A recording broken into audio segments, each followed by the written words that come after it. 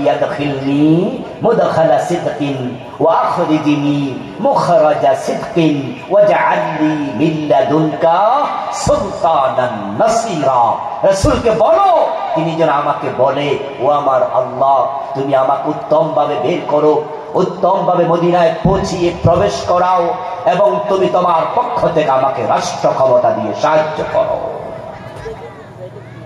ওয়াজআলনি, তুমি আমাকে দাও মিন লাদুনকা, তোমার পক্ষ থেকে সুলতানা, রাষ্ট্র ক্ষমতা।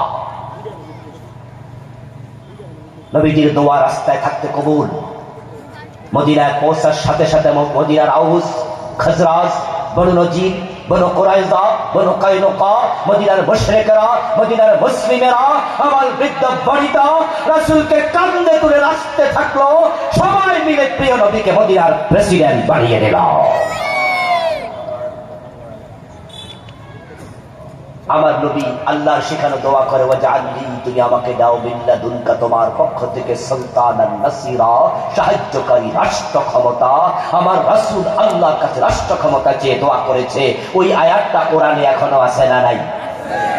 রাষ্ট্র ক্ষমতার জন্য দোয়া করা রাসূলের সুন্নাহ। বাংলাদেশে ইসলাম বিজয়ের জন্য আপনি কয়দিন দোয়া করছেন? আপনি কয়দিন করছেন? বরং আপনি তো আরো উল্টা হাঁটতেছেন। আমি আমার মুসলমানকে চিনি, 5 ওয়াক্ত নামাজ পড়ে, হজ করেছে, মাথায় টুপি আছে, কপালে নামাজের কালো দাগ আছে, অথচ আল্লাহর কোরআন কায়েমের কথা শুনলে চেহারা কালো হয়ে যায়, রাজাকার বলে গালি দেয়। আল্লাহর কসম, যে আল্লাহর কোরআনের বিরোধিতা করে, অপছন্দ করে, তার ঈমান নাই, ঈমান নাই। আমার রাসূল মদিনার প্রেসিডেন্ট হয়ে গেলেন। মক্কায় 13 বছর দিন বিজয় হলো না, মদিনায় দিন হয়ে গেল বিজয়ী। কারণ মক্কার সংসদে কোরআন ঢোকে নাই, আর যে সংসদে কোরআন ঢুকবে না ওই দেশে কোরআনের পক্ষে আইনও বানানো যাবে না। এই যে আজকের মাহফিলে আমরা হাজার হাজার মানুষ, আলহামদুলিল্লাহ, আমরা যদি সবাই মিলে একটা স্লোগান দেই, আগামী কাল থেকে সুদ বন্ধ করতে হবে, তাহলে কি বাংলাদেশে সুদ বন্ধ হবে? কিন্তু সংসদে যদি 151 জন এমপি তারা সুদের বিপক্ষে একবার না বলে দেয়, আইন হয়ে যাবে, সুদ বন্ধ করতে একদিনের বেশি লাগবে না। আপনাদের বাড়িতে যদি চোর ঢোকে, আপনি কি হাত কাটার অধিকার রাখেন? এটা কি ব্যক্তির কাজ না রাষ্ট্রের কাজ? এলাকায় যদি মদখোর ধরা পড়ে 80 বেত দেওয়ার অধিকার কি এলাকার চেয়ারম্যানের আছে? এটা কি চেয়ারম্যানের কাজ না রাষ্ট্রের কাজ? রাষ্ট্র আইন বানাবে, সংসদে আইন পাস হবে, তারপরে এটা আইনের আলোকে বাস্তবায়িত হবে। যদি ইসলাম মানসিকতা সম্পন্ন, ইসলাম লালন করে এমন 151 জন নেতাকে আল্লাহর কোরআন নিয়ে সংসদে পাঠানো যায়, নামাজের ওয়াজ করা লাগবে না, আইন হবে, আজানের সাথে সাথে দোকান বন্ধ হয়ে যাবে।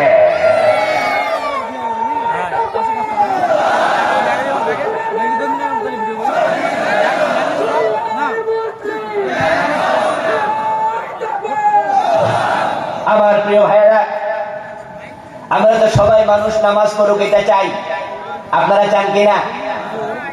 মানুষ নামাজি হোক এটা আপনারা চান কিনা? আরে তাবলীগের ভাইয়েরা নামাজের জন্য কত ওয়াজ করলো, নামাজ পড়ো, নামাজ পড়ো। আসরের নামাজের পর, আসরের নামাজের পর তাবলীগের ভাইয়েরা মসজিদ থেকে গাছতে বের হয়, লাইন ধরে 5 জন 7 জন 10 জন বেরিয়ে যায়। তারপরে একজন লোকের চারপাশে দাঁড়ায়, তাকে এমন ভাবে বুঝায়, ভাই মসজিদে আসো, মসজিদে আসো, মসজিদে আসো। যে পর্যন্ত বেডা ইয়েস বলবে না ওই পর্যন্ত সুপার গুরুর মতো ধরে রাখে। পীর সাহেব হুজুররা নামাজ পড়ো, নামাজ পড়ো কত বললো, মাহফিলের বক্তারাই 6 মাস 7 মাস শীতকালে নামাজের কত ওয়াজ করলো। বাংলাদেশে 3.5 লাখ 4 লাখের উপরে পীর আছে, হক্কানি পীরেরা সবাই নামাজের জন্য বলে, মাদ্রাসার হুজুররা নামাজ পড়তে বলে, অথচ ফজরের টাইমে মসজিদ কি ভর্তি না ফাঁকা? নামাজি কই? কোরবান আসতেছে সামনে, কোরবানের সময় গরু কেনার জন্য যখন গরু বাজারে যাবেন, আসরের আজান হবে, আসরের আজান হওয়ার পরে তাকাইয়া দেখবেন তো কতজন লোক গরু কিনা বন্ধ করে মসজিদে গেছে, কত পার্সেন্ট। বরং গরু কিনতে যদি 1000 লোক যায়, তার মাঝে হয়তো 200 নামাজি, বাকি 800 কোরবান করা কি ফরজ না ওয়াজিব? আর আসরের নামাজ গুরুত্ব কোনটার বেশি? ওরা কোরবানির গরু কিনতে কিনতে নামাজ শেষ। আমার প্রিয় ভাইয়েরা, বাংলাদেশের জাতীয় মসজিদ বাইতুল মুকাররম, ওখানে গেলে দেখবেন জোহরের নামাজ আসরের নামাজের সময় দোতলায় নামাজ চলে, নিচতলায় বেচা কেনা চলছে রমরমা। আজানের পরে বাইতুল মুকাররমের দোকান বন্ধ হয় না, অথচ আজান হওয়ার পরে সবকিছু বন্ধ, বেচা কেনা বন্ধ। এই অর্ডার আল্লাহর কোরআনে আছে না নাই? নবীজি বলছেন, আমার মন চায় আজানের পরে আমি মহল্লায় যাই, কোন একজনকে মসজিদ ইমামতির জায়গায় দাঁড় করিয়ে দিয়ে যারা নামাজে আসেন তাদের বাড়ি ঘরে আগুন লাগাই। ওয়াজ আমরা অনেক করেছি সুদের বিরুদ্ধে। বাংলাদেশে সুদ চলে না, বন্ধ। কত বড় বড় হুজুররা ওয়াজ করতে করতে মরে গেছে, সুদ কিন্তু মরে নাই, সুদ আগের চেয়ে আরো জোয়ান হচ্ছে। সিনেমার বিরুদ্ধে কত ওয়াজ পীর সাহেব হুজুররা, আলেমরা, বক্তারা করেছে, সিনেমা বন্ধ তো হয়নি, বরং বাংলাদেশের সিনেমা যথেষ্ট নয়, ইন্ডিয়া থেকে সিনেমা বাংলাদেশে আমদানি করা হচ্ছে। সিনেমার পোস্টারের মাঝে লেখা থাকে বাংলাদেশ ভারত যৌথ প্রযোজিত। এই সিনেমা এখন যুবকদের পকেটে পকেটে, এই মোবাইলের ভিতরে সিনেমা হল আছে না নাই? ওয়াজ করলে সিনেমা বন্ধ হবে না, আইন লাগবে। আইন করার জন্য কোরআনওয়ালাদেরকে সংসদে পাঠানো দরকার আছে না নাই? সেই কাজটা আপনাকে করতে হবে, আমাকে করতে হবে। বাংলাদেশ ইসলাম কায়েমের জন্য তলোয়ার হাতে নেওয়া লাগবে না। এই দেশে ইসলাম কায়েমের জন্য তলোয়ার হাতে নেওয়ার প্রয়োজন হবে না। এত কঠিন কাজ আল্লাহ আমাদেরকে দেন নাই, এত কঠিন কাজ তিনি দেননি। সৌভাগ্য দেশে 92% মুসলমান। আগামী নির্বাচনে যদি শুধু ব্যালট হাতে নেওয়া কোরআনের পক্ষে রায় দেয়, এই নির্বাচনের পরে কোরআন ক্ষমতায় চলে যেতে পারে। সুযোগ আছে না নয়? এটা সাতক্ষীরা থেকে শুরু হবে ইনশাআল্লাহ।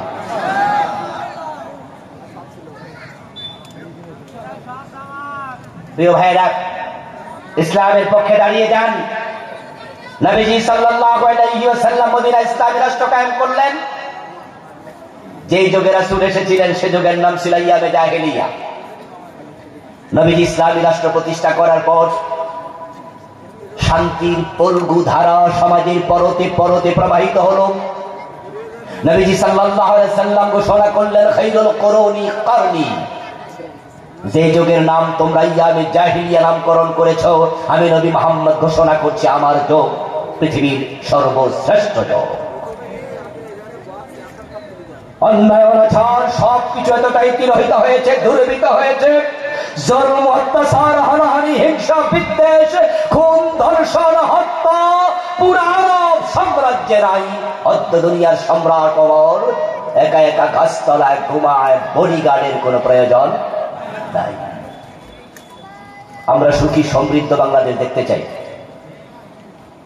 ঐতিহাসিকের বর্ণনায় পাওয়া যায় ওমর ইবনে আব্দুল আজিজ অথবা ওমর ফারুক, ওনাদের যুগেই এতটাই দারিদ্রতা শূন্যের কোঠায় চলে গিয়েছিল যে জাকাত বিভাগের কর্মচারী জাকাতের টাকা কাঁধে নিয়ে ঘুরে বেড়ায়, জাকাত খাওয়ার মতো লোক নাই।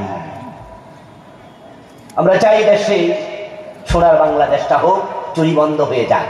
আমরা এই জন্য চোরদের বিরুদ্ধে মাথা তুলে কথা বলতে চাই, হাত কাটার আইন চালু করতে চাই।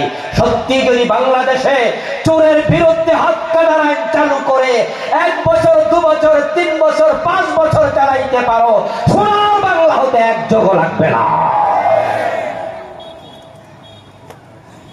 এই চোরগুলো দেশের টাকা চুরি করে কানাডায় বেগম পাড়া করে তুলেছে। ইসলামী ব্যাংকের 18টি শাখা থেকে 80,000 কোটি টাকা বিদেশে পাচার করেছে। নিশ্চয় আপনারা চোরদের পক্ষের লোক না, চোরদের বিপক্ষের লোক। সুতরাং চুরি বন্ধ করতে চাইলে, নামাজ প্রতিষ্ঠা করতে চাইলে সকলে মিলে আল্লাহর কোরআন বিজয়ের জন্য কাজ করা দরকার আছে না নাই? আমরা নতুন বাংলার স্বপ্ন দেখছি। আলহামদুলিল্লাহ, আকাশ বিপ্লবের পরে কথা উঠেছে এই সংবিধান ব্যর্থ। ডক্টর কামাল যে সংবিধান লিখেছে, এই সংবিধান 18 বার পরিবর্তন হয়েছে, কোনো কাজ হয়নি। আমাদেরকে শান্তি দিতে পারেনি, চুরি বন্ধ করতে পারেনি। এই জন্য ইন্টারিম গভর্নমেন্ট, নতুন অন্তর্বর্তীকালীন সরকার বলেছে সংস্কার করবে। কেউ কেউ প্রস্তাব দিয়েছে সংবিধান নতুন করে লিখবে। আমরা ইসলামওয়ালারা দাবি তুলতে চাই, সাতক্ষীরার জমিন থেকে এই সংবিধান সংস্কার নয়, নতুন করে লেখা নয়, এটাকে সরাইয়া আল্লাহর কোরআনকে সংবিধান বানাতে হবে। কোরআন সংবিধান হোক, আপনারা চান কিনা? কারা কারা চান দুই হাত তুলে দেখান। নারায়ে তাকবীর।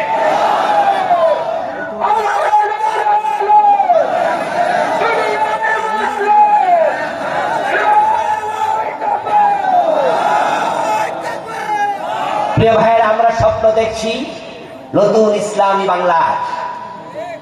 আল্লাহ সুযোগ দিয়েছেন এবার।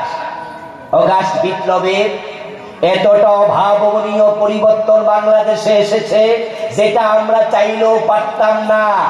যদি সরকার সিস্টেমেটিক ওয়েতে চেঞ্জ হতো, তাহলে জালেম গুলো কিন্তু পলাইতো না।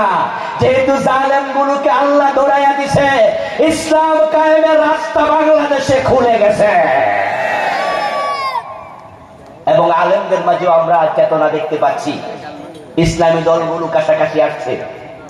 আমার বিশ্বাস, সব মতের আলেমরা যদি আমরা এক হই, আলেমরা ঐক্যবদ্ধ হলে জালেমরা লেজ তুলে পালাবে।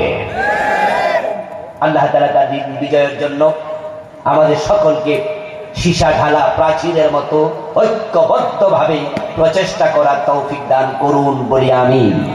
হাদা মা ইনদি ওয়াল ইলমু ইনদাল্লাহ আলাইহি তাওয়াক্কালতু ওয়া ইলাইহি উনীব। প্রিয় ভাইরা, আমরা সংক্ষেপে দোয়া করে বিদায় নিতে চাই। মাহফিল কমিটির কোনো কথা থাকলে ওনারা বলবেন, তারপরে দোয়া। গেটের পাশে আমার কালো গাড়িটা রাখা আছে।